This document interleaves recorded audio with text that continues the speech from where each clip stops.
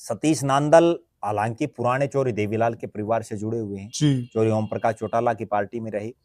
वर्षों तक वो इंडियन नेशनल लोकदल के जिला के प्रधान रहे। जी। उन्होंने किलोई गढ़ी सांपड़ा किलोई जो चौरी भूपेंद्र सिंह हुड्डा का गढ़ जिसको कहा जाता है, वहां से उन्होंने कई बार चुनाव लड़े। इनेलो की टिकट पर भी लड़े, बीजेपी की टिकट पर भी लड़े। बिल्कुल। और उस हल्के में एक बात बड़ी डंके की चोट पर कही जाती पूरी किलोई में, किलोई के दर्शक भी देख रहे होंगे कि कहीं कोई भले ही हुड्डा साहब चुनाव जीत जाते हो और लगातार वो जीतते भी क्योंकि मुख्यमंत्री का फेस है, बिल्कुल बड़ा चेहरा। सतीश नांदल उतना बड़ा चेहरा उनके सामने नहीं बन पाए, लेकिन उसके बावजूद अगर कोई मुकाबला उनके साथ कर सकता है तो वो सतीश नांदल करता है। वरना तो इस बार जिसको टिकट दी उसको तो बहुत कम वोट मिले। बिल्कुल सही। तो कहीं ना कहीं, और अगर इस बार भी सतीश नांदल अपना सेक्रीफाइस नहीं करते, वो खुद चुनाव लड़ते तो उनको भी वो टक्कर देते। लिहाजा भले ही चुनाव परिणाम कुछ भी रहे, हार जीत अलग बात है, लेकिन चुनाव अच्छा लड़ते हैं, मजबूती से चुनाव लड़ते मजबूती। तो उसमें हुड्डा गोत्र भी बड़ा मेजोरिटी में नांदल गोत्र के मुकाबले। हुड्डा साहब नांदल साहब के मुकाबले तो कई गुना बड़े नेता हैं, क्योंकि वो तो मुख्यमंत्री रह चुके, एमपी रह चुके। नांदल साहब तो कभी एमएलए भी नहीं रहे, लेकिन उसके बावजूद जो वो टक्कर दे रहे हैं। राजनीति में असली कहानी ये है कि हार जीत एक अलग बात है,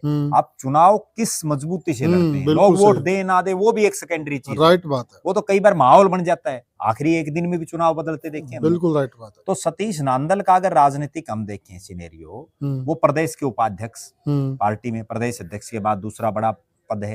हालांकि महामंत्री को भी संगठन के हिसाब से पावरफुल माना जाता है जी। और पार्टी ने अलग अलग जिलों में उनकी ड्यूटियां लगाई।